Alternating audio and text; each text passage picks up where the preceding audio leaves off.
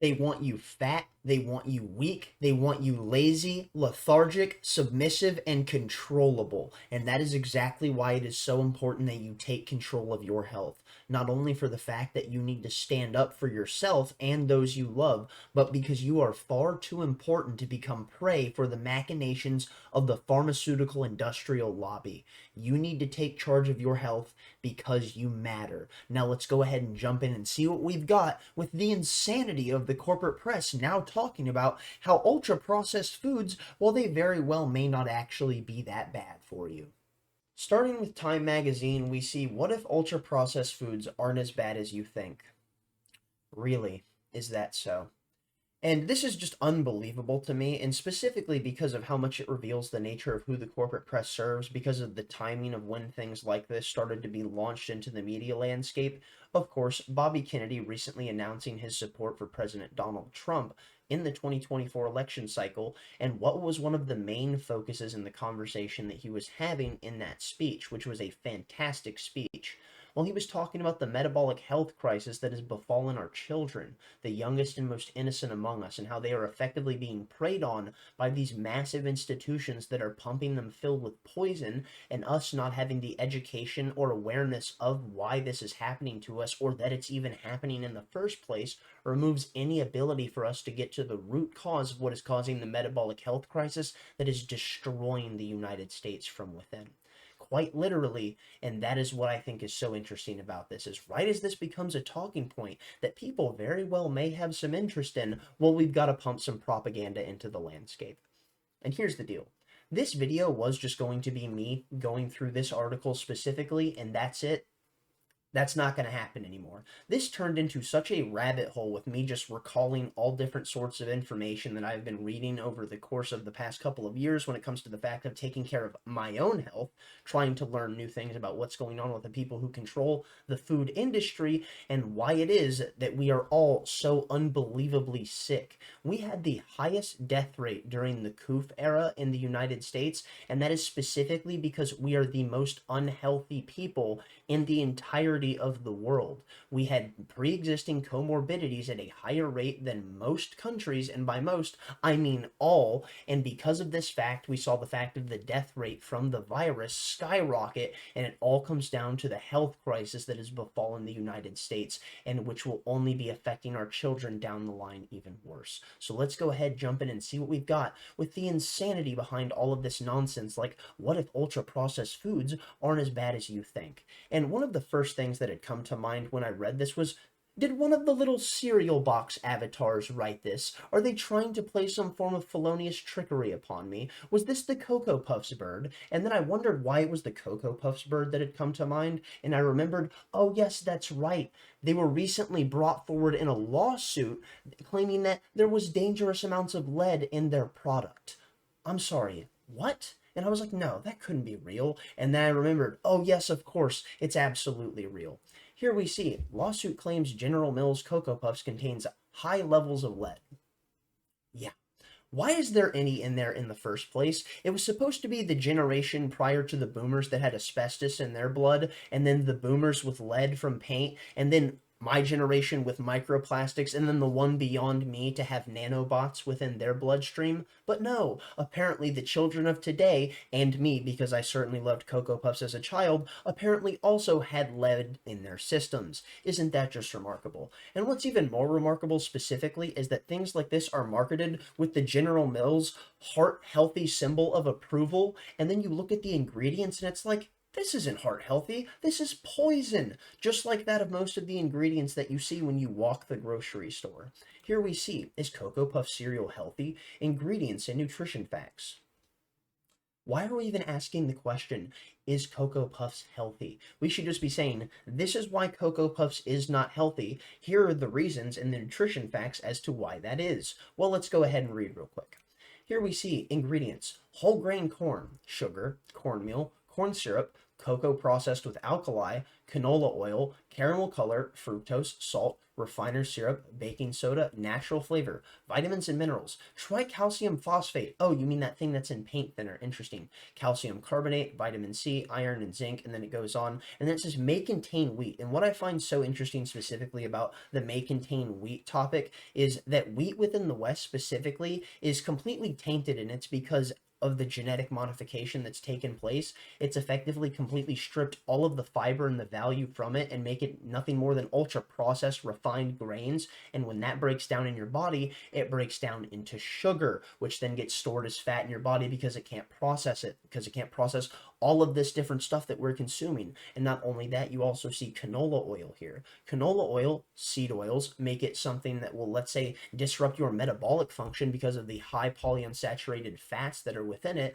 and because of the omega-6 content that is overbearing to the degree that we are all consuming it, because most of the calories that are actually being consumed by Americans in like highly processed, ultra refined grains, well, it always is doubled up with things like canola oil. So this is a large toll on the caloric front. And not only that, you see whole grain corn being something that is incredibly calorically dense. And not only that, you see something like corn syrup, which what corn syrup does, and high fructose corn syrup specifically, it hijacks your brain and tells you that you're consistently hungry in the same way that a bear learns that it needs to consistently store food and pack on as much as possible. When you see fruit, your brain tells you that you should eat it. It's a biological imperative that's embedded in us because of evolution. So because of that alone, when you're consuming things like high fructose corn syrup, your body is telling you to pack on the fat and consume as much food as possible. So what you're seeing is you're being manipulated by your own body systems because of what you're consuming, and it's all done at the behest of, well, the manipulation of you, because you are nothing more than a dollar sign to the corporations that make these products. Jumping on now, here we see FDA approved ingredient found in some cereals also used in paint thinner. Ah, yes. Well, as I had already mentioned, what was already in Cocoa Puffs, tricalcium phosphate or trisodium phosphate, depending on the cereal, we can see that this is something that is finally being talked about. And I was talking about this, I remember when I was in high school and I was in health class, and one of my assistant health teachers quite literally looked at me and told me, it's General Mills, it has the heart healthy seal of approval. Really? Are you serious? No, steak and eggs, that's unhealthy because of the high cholesterol within the eggs, and then you could possibly need to take a statin. But don't you worry, you can consume these ultra processed, highly refined grains that break down into nothing more than sugar, which are already coated in sugar, and that's going to be a healthy breakfast for your child. That is absolutely insane levels of propaganda, and it is despicable that it was pushed on so many people because it has caused so many children to be unbelievably ill, with many people not realizing why. And it's because they've been conditioned with the fact that these are just the ways that we do things, and because of that, there's no reason to change it because nothing's been presented to them as to why it is that they should reorient the process of how it is that they're feeding them, their children or themselves. Jumping in, we see parents on social media outraged after videos are surfacing showing chemicals used to strip paint from walls as ingredient in some breakfast cereals. The question, is it dangerous to our children? And this is what's so interesting to me, is how it is that that's tackled. Well, is it dangerous to the children? They end up claiming that, well, in small amounts, it has no effect. That's quite fascinating. You could say the exact same thing about mercury buildup that ends up happening over time that are in the pokes that we give children once they're born, which I find absolutely intriguing on the level that you consider that, well, in small amounts, this really doesn't matter. But how much are they so consistently consuming, and does it get past things like the blood-brain barrier or anything else within the body that allows it to consistently influence how your body functions? And as we see with the metabolic health crisis that is affecting everyone, and not only that, we also see people who consume so many of these ultra processed, highly refined grains also have extreme brain fog. Well, maybe we can see that it's not quite healthy for you to be consuming or pumping your kids full of it. Here we see, moving on into this, cornstarch, dextrose, salt, gelatin, trisodium phosphate. Parent Laura Logan read off the ingredients of a Lucky Charms box. As parents, we always do what's in our children's best interest, but sometimes we don't check what's in the ingredients of the food we give them. Most of us wouldn't even know what some of the ingredients are to begin with, like the last ingredient, mother of two Laura Logan read off the box. Can you even remember the name? It's trisodium phosphate. It's used to strip paint from walls. Some parents took to social media to show their outrage what the FDA would allow this this chemical in cereal. Wow, and we eat this. Interesting, Logan said. But is it dangerous? However, the FDA says in small amounts that it is used as a preservative in foods and it is not dangerous. And there you have it. In small amounts, you see. Well, if those small amounts amount up over time, at what point does this dosage become a problem that can affect the child's health? That is the big thing to touch on, which of course is never addressed. Just like the fact of GMO grains in the United States being something that very well could have a major impact on the epidemic of the obesity crisis that we see here, coupled with that of the high polyunsaturated fat oils that we see, which are rich in omega-6 fatty acids. We can jump in now. Here we see prevention. Are GMOs making you fat? A new reason to be skeptical of frankenfoods. And just the fact that they're called frankenfoods alone should be reason enough for you to be skeptical. Moving on now, here we see how toxins in your diet are making you fat. And yes, they are absolutely making you unbelievably unhealthy, and it's making you retain not only more water weight, but more fat itself because of the sugars that are in your body that are being broken down from the carbs you're consuming that are then being converted into lipids. Alrighty, jumping on now, here we see, are bioengineered food ingredients bad for you? Well, it depends on the nature of what we're talking about here, because there's a wide array of ways that GMO could be seen as a major benefit, making crops more resistant to drought and things like this. But in the process, like I've talked about with this modification, we've stripped back the nutritional value of so many of these grains specifically, which has destroyed the composition of what created their value for us to consume in the first place. This is from Dr. Eric Berg. He has a fantastic YouTube channel. Highly recommend. Link in the description down below if I remember it. Either way, all of the sources that I use in this video will be down there for you to check out. So let's jump in. Crops produced through genetic modification are used abundantly by food manufacturers, but are bioengineered food ingredients bad for you? Despite claims that genetically engineered foods are safe, increasingly more evidence suggests that bioengineered ingredients may pose risks to human health. Learn how to avoid bioengineered foods and discover surprising sources of genetically modified ingredients. And many of the times, some of the stuff that says organic and not explaining that it's GMO, well, sometimes this stuff that says it's quote-unquote organic uses a different PLU code, and they're using effectively a workaround, and it is GMO, or it's treated with pesticides, so it's not really organic. There's so many different ways that they can get around these things, which is why reading something like this, well worth your time. Link in the description down below. Jumping on now to Scientific American. Food can literally be addictive, new evidence suggests. Highly processed foods resemble drugs of misuse in a number of disturbing ways. Yes. And why is it that food would be addictive? Well, we'll get to that in just a moment. Here we see from the University of Michigan, highly processed foods can be considered addictive like tobacco products. Well, there's your hint. Why is it that food very well may be addictive? Perhaps it's because it was constructed to be that way, just like that of cigarettes. Jumping on now, here we see from the Washington Post, many of today's unhealthy foods were brought to you by Big Tobacco. A new study suggests that tobacco companies who were skilled at marketing cigarettes use similar strategies to hook people on processed foods.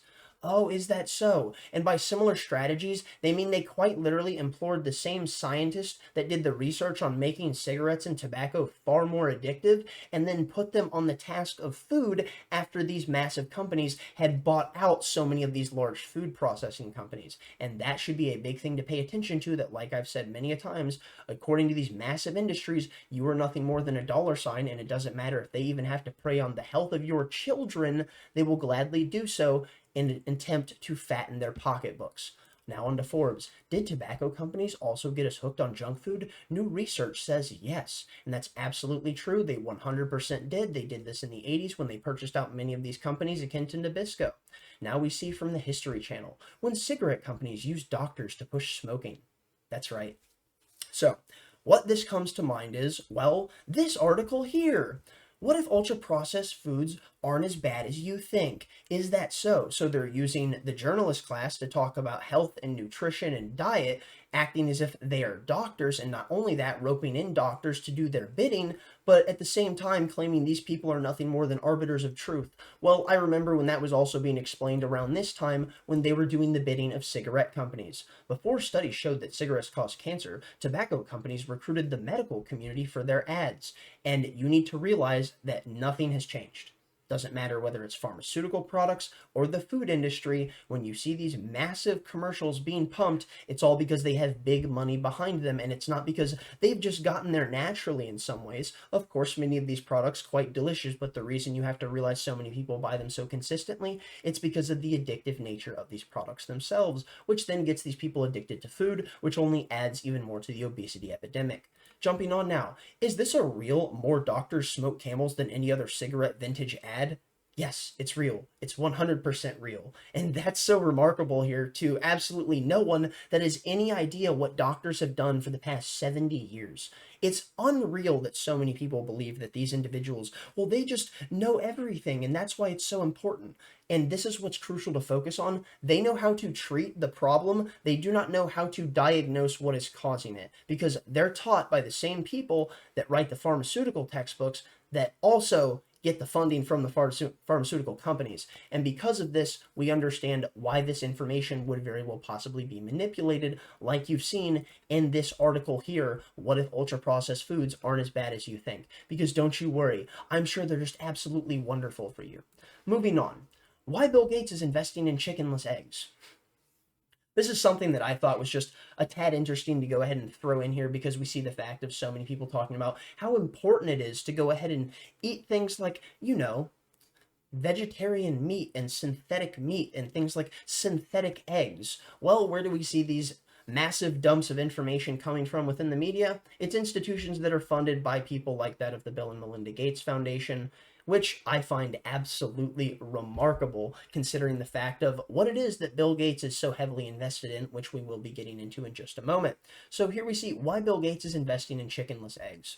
So the thing that I thought was just so specifically interesting was because, well, you see, chickenless eggs, that's something you can patent, and you can't patent an egg because it simply comes out of a chicken, and you can have chickens in your backyard on your own property, which means you are then not at, let's say, the behest of Bill Gates gaining more profits off of you. And if you look at the ingredients of something like Just Egg or any of these different artificial foods that are being created under Bill Gates auspices, oh my goodness, does it look like anything but healthy food. Jumping on, here we see Texas chicken farm fire revives baseless conspiracy theory about food supply attacks. Okay, so this is what I find so absolutely adorable about this, is that people just immediately run with a conspiracy about things like this. But even if it wasn't true, what it does do is draw attention to something that's incredibly important and whip people into a frenzy to a degree where they can actually be activated. And then upon doing actual research, they can find out the real reasons as to why things happen. I'm not sure as the fact of these things could possibly be orchestrated, which I would not be surprised by. But the thing that I do find most interesting is the repetition with which we've seen things like this chicken farm fire happen. Jumping on, here we see from the WLT report, stunning. Map shows all food processing plants that have been burned down, blown up, or been destroyed under Biden. And he's saying under the Biden administration, which I don't want to claim specifically that's exactly why this is happening, but it is interesting to see the corollaries that people are drawing, because it is also purely and completely understandable. Moving on a little further down, we see here's a completed list of nearly 100 fires from 2021 and 2022, and it has only gotten worse, and there are far more that have been burned down since. So here you can see, just scrolling through, it goes down all the way to 96 of them, and you can go ahead and go through this in your own time or pause the video and just read through it. It is so many different animals that have been destroyed that are supposed to be providing sustainability and nutrition to many people, which in turn ends up causing food inflation. Here's the thing that also drives me nuts about that. Food inflation not specifically being driven by price gouging, as Kamala Harris claims, which wanting to implement price controls, which is quite literally Soviet-level economic mindset shit, but that is unbelievably destructive, so we're not even going to touch on that solely for the fact that we already have in another video. Go ahead and check that out. We'll leave it linked above me in the description down below, if I remember, or you know what I'm trying to say. Anyways, jumping on now to Forbes, we see Bill Gates wants rich countries to move to 100% synthetic beef. But here's the opportunity behind this trend. And do you want to know the opportunity? It's to go ahead and get Bill Gates more money into his pockets. And I absolutely adore this because it's so open that people like this are claiming, well, this is going to be a way to go ahead and push people away from meat and reduce carbon emissions because we have to worry about the threat of CO2, you see. Unreal. The ethereal threat of the sun monster, people fearing global warming as if it's the worst thing ever created by man, which is absolutely not true. The worst thing ever created by man is war, sending young men to go die at the behest of older men's wishes and wants and desires. But of course, that doesn't matter, you see. That's never going to be something we tackle when it comes to the front of talking about stuff like global warming. We'll just do the performative hand wave, act like we care about the planet, and then consistently destroy it and you through what we are feeding you and what we are consistently advocating for you to consume. Now jumping on to Benzinga. Bill Gates backed lab-grown meat company receives USDA approval. Here's when you can expect to taste this new protein delicacy. I will not eat the bugs. I will not live in the pod. I will not eat your felonious fucking steak. I've seen what it looks like. I have no desire to consume this literal fake garbage. Every single time I go to the store, I see these artificial egg products, artificial meat, many of the times the companies that Bill Gates himself is invested in. And of course, what do I see? Stocked to the brim. No one's buying them. I go by the clearance section in the refrigerated area, and there it is, filling this area entirely, no one buying them, having to throw it away. But of course, you see, apparently it's just a delicacy that you need to consume, and it will be considered that once they condition you into thinking that, once they have you consuming nothing more than bugs on the regular, and then they could mentally psyop you into thinking that this artificial steak, what a fantastic delicacy, you see. Now we jump onto Benzinga again. Jeff Bezos joins Bill Gates in backing lab-grown meat. Ah, is that so? Well, isn't that just interesting? More elites jumping on this train. Do you think they themselves will stop eating the steak and enjoying the open field and greenery that the world would have to offer them? No, you, the peasant class, will have to eat the garbage that they are going to be pumping out, and of course they will then be profiting off it because all of the things that they are creating can be patented, which is exactly why they're going down this line. Here we jump into Benzinga. Bill Gates on plant-based medicine or meat alternatives. My bad, not medicine. Bill Gates doesn't actually care about medicine. As we saw, he was so consistently advocating for the poke throughout the entirety of the Coof era. And then what did we see? Oh, good old Billy Boy Gates, once he sees the fact of how much he's actually getting negative ramifications for this, and of course after pulling out his stocks in these companies that had created these jabs, well, then he started coming out talking about how inefficient it is, and that he's actually going to be developing a new jab and a new aerosol that will be under the banner of his companies, so he can make more profits and prey upon you as the dollar sign you are to him. Moving on, here we see New York Times, U.S. approves the sale of lab-grown chicken. And do you know what I've seen? Lab-grown chicken in the store, not being sold to anyone because no one is buying it because it is still filling up the shelves. And I have not seen anyone in any of the lines of the grocery stores that I go to purchasing any of this fucking garbage. If you're a vegan, you actually are going along this path because you want to eat natural, healthier foods. Same thing with vegetarians. Anyone diving down the path of trying to understand food realizes that this stuff is garbage, which is exactly why it's not selling. Now we jump over here. How Beyond Meat became a $550 million brand, winning over meat eaters with a vegan burger that bleeds. Yeah. As I already stated, it's not selling at all in the stores, and you're not selling anyone on the merits of this product, even with this nonsensical propaganda claiming it's a $550 million brand. Of course, this was in January 21st of 2019, and what you would need to pay attention to would be the precipitous decline of the value of the stock of something like, I don't know, Beyond Meat. Here we see Beyond Meat Incorporated. Look at this massive drop-off over a 5-year period. Oh wait, going all the way back to 2019 itself. Isn't that just remarkable? Of course, you can't claim that it's this valuable asset now when no one's actually buying the product. The stock market is tanking when it comes to the fact of the value of this actual stock as it's seen by the consumer and those investing in the product and company itself. But of course, you see, you need to consume it because it's so important that we do this for climate change and global warming. God forbid we tell you any of the possible negative health ramifications from consuming all of the different fucking garbage that is in the things that we are making through this massive industrial process when you could just walk out in your backyard and grab an egg and then go cook it. No, you need to eat the artificial egg. You need to eat the artificial steak. You need to live in the fucking pod and eat the bugs. And of course, in doing so, once you follow all of these different paths, you too can look like Bill Gates, a fat, schlubby bastard with big titties. And this is the pinnacle of health in the eyes of absolutely no one. You could not psyop me in a trillion years of consistent CIA propaganda of keeping my eyelids strapped open, staring at a screen, and trying to brainwash me with the numbers like I'm Mason in Call of Duty Black Ops. Nothing will get me to see a man like this and the standard he espouses and think, you know what, that's an individual who I should strive to be like on the health front. Absolutely insane, but not as insane as the nonsense that consistently gets volleyed at you when they try and propagandize you about the fact of what you need to do for your health.